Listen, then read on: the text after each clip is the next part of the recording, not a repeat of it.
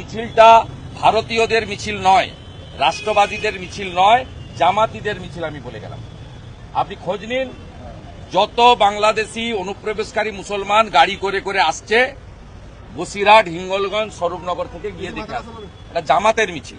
যদি বৌদ্ধ, খ্রিস্টান এবং শিখ মানুষজনদের দেখে মোল্লা মনে হয়, তাহলে আমি বলবো বৌদ্ধ, খ্রিস্টান এবং শিখ ভাইরা যারা আমাদের রাজ্যে শান্তিতে বসবাস করেন, তারা দয়া করে শুভেন্দু অধিকারীর বাড়িটা ঘেরাও করুন না।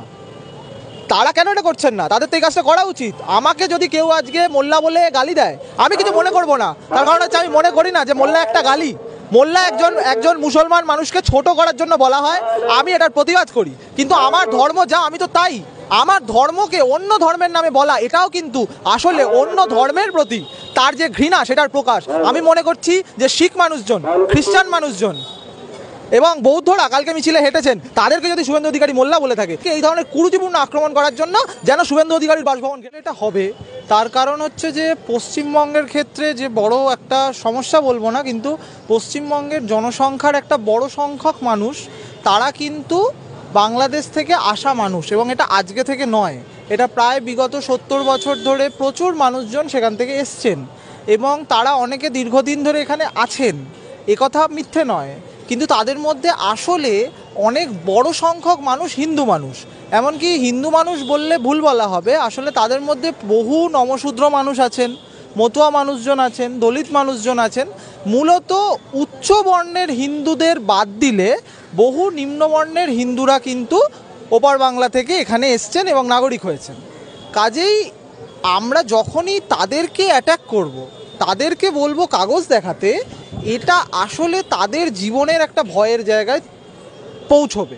তার কারণ হচ্ছে যে অনেক মানুষেরই কোনো নামের বানান ভুল থাকতে পারে, অনেক মানুষের 2002-এর লিস্টে নাম নাও থাকতে পারে, কিন্তু এই যে আতঙ্ক, তার কখনো একটা জায়গা ছেড়ে আরেকটা জায়গায় আসার যে আতঙ্ক, সেই আতঙ্কটা আবার চালিয়ে উঠছে। তার মনে হচ্ছে তাকে আবার হয়তো অন্য একটা দেশে চলে যেতে হবে বা তাকে হয়তো জেলে পাঠিয়ে দেওয়া হবে। এই আতঙ্ক থেকে মানুষেরা কাজ করছেন এবং আমার মতে পশ্চিমবঙ্গে মুসলমান মানুষজনদের আদপে জমির দলিল, বাড়ির দলিল বা দস্তাবেজ, এগুলো অনেক ক্ষেত্রেও হয়তো ঠিকঠাক পাওয়া যাবে, কিন্তু উদ্বাস্তু নিম্নবর্ণীয় হিন্দুদের মধ্যে এই সংখ্যাটা খুব কম এবং এই অ্যাংজাইটিটা বাড়ছে। এবং শুভেন্দু অধিকারীরা প্রত্যেক দিন যে ধরনের ভাষণ দিচ্ছেন, তার জন্য মানুষজনদের মনে আরও বেশি করে আতঙ্ক চারা দিচ্ছে বলে আমার মনে হয়। শুভেন্দু অধিকারী তো বারবার বলছেন যে এখানে হিন্দুদের কোনো ভয় নেই, তারা সিএ ফর্ম ফিল আপ করে পাঠিয়ে তিনি বুঝে নেবেন। খুব ভালো কথা। সিএ ফর্ম ফিল আপ করলে কী করতে হবে? সিএ ফর্ম ফিল আপ করছেন মানে আপনি কিন্তু আপনার ভোটাধিকার, নাগরিক অধিকার ভারতের, সেটা বর্জন করছেন। আপনি বলছেন যে আপনি ভারতের নাগরিক নন, আপনি নাগরিকত্ব চাইছেন। এবার এই নাগরিকত্ব যে চাইবেন, তার প্রমাণটা কি? তার প্রমাণটা হচ্ছে যে আপনি যে অঞ্চল থেকে চলে এসেছিলেন বাংলাদেশের, সেই অঞ্চলে আপনাকে ধর্মীয় কারণে তাড়িয়ে দেওয়া হয়েছে, এইটা আপনাকে প্রমাণ করতে হবে। আমি জানি না পশ্চিমবঙ্গে কতজন মানুষ আছেন যারা এই প্রমাণ দিতে পারবেন, এবং কেন এত বছর এদেশে থাকার পরও হিন্দু মানুষকে এই প্রমাণপত্র দিতে হবে, এর কোনো সারবত্তা নেই।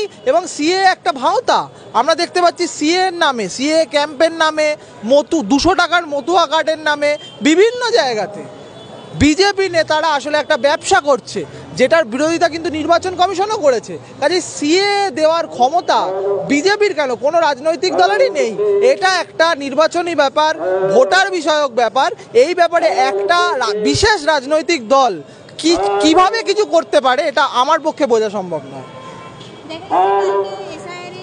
দাবিতে বা দেশের বাতিলের দাবিতে বা একাধিক যে বিরোধী কিছু তার দাবিতে মাননীয় মুখ্যমন্ত্রী মমতা বন্দ্যোপাধ্যায় রাস্তায় নেমেছিল। প্রথম সারিতে প্রতিটা জাতের মানুষ দাঁড় করেছিল, সেটাতেও নিয়েও শুভেন্দু অধিকারী তারা নাকি জামাতি।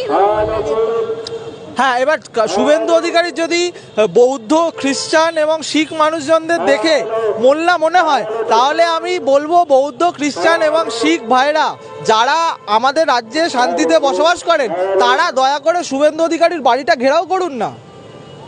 তারা কেন এটা করছেন না? তাদের তো এই কাজটা করা উচিত।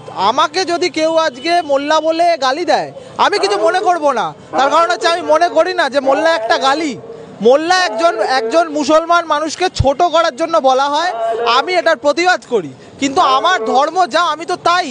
আমার ধর্মকে অন্য ধর্মের নামে বলা, এটাও কিন্তু আসলে অন্য ধর্মের প্রতি তার যে ঘৃণা, সেটার প্রকাশ।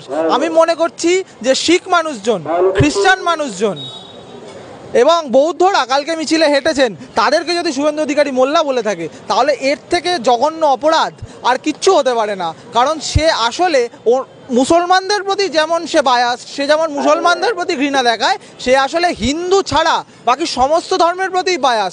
সে প্রত্যেকটা ধর্মের প্রতি ঘৃণা উদ্গার করছে। তাই আমি অনুরোধ করব যে মানুষজন কালকের মিছিলে ছিলেন, যারা মুসলমান মানুষ নন, যারা বৌদ্ধ, যারা খ্রিস্টান, যারা শিখ, তাদেরকে এই ধরনের কুরুচিপূর্ণ আক্রমণ করার জন্য যেন শুভেন্দু অধিকারীর বাসভবন ঘেরাও করা হয়।